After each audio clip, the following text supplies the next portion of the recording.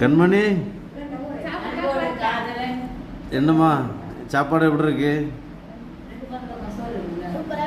சூப்பராக இருக்கா? என்ன சாப்பாடு? ஆ கேரட்டை பார்த்து சொல்லு. சூப்பர். எப்பா கேரட்டு அவரைக்காய் பொரியல், சிக்கன் கூட்டு. ஆ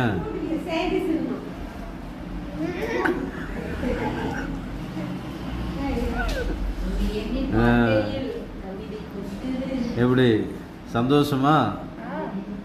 சரி, இங்கே இருக்கிறதுக்கு ரெடியா? ஆ